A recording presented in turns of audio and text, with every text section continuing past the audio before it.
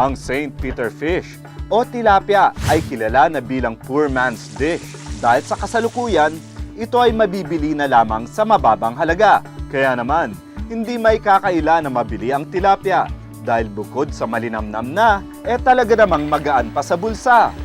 Kung dati sikat lang ito sa mga hapagkainan ng pamilya, sa panahong ngayon, ang tilapia ay hinahanap-hanap na rin sa mga sikat na restaurants.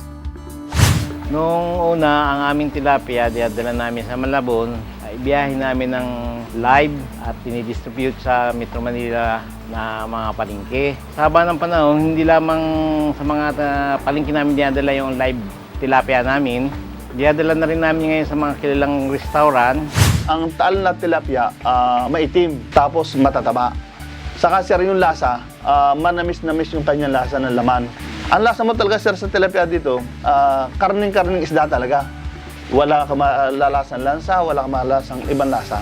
Magandang umaga sa inyong lahat. Welcome to NDN Grand Hotel and Restaurant's first cooking demo. So chef, ano ba ngayon gagawin natin para sa tilapia?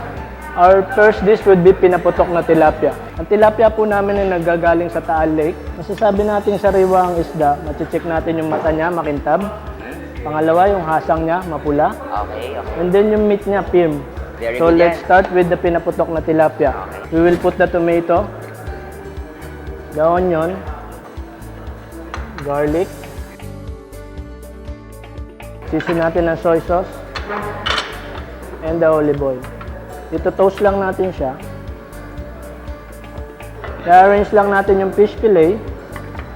In the middle yung mga vegetable at fish fillet din sa ibabaw. So ang dulo ng dahon ng saging may fiber yan na pwede natin gamitin panlock doon sa ating pinaputok na tilapia. We will put this in the oven for about 10 minutes at a preheated temperature at 160 degrees Celsius. Okay. Pinaputok po ay better with toyo mansi and siling labuyo. Enjoy! For our second dish, we will making sisig tilapia. So let's start. We put olive oil. And then the onion. The finger chili. Masarap ah. Mabango siya. Tama-tama, Bell pepper. gutom na ako.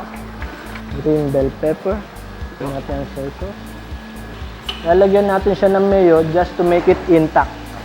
Chef, pag maglalagay ba ng mayo, kailangan may certain brand para mas maganda yung kalabasan.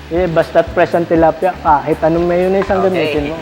Season it also with salt and pepper. Sizzling plate, please.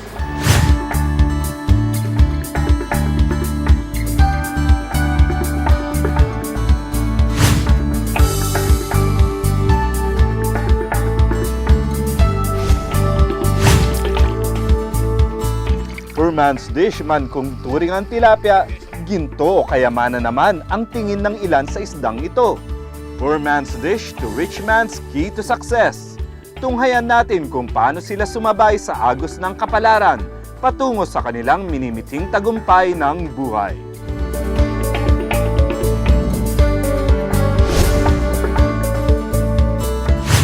This portion was brought to you by the #1 Aqua Feeds, Feed Mix Specialist Incorporated.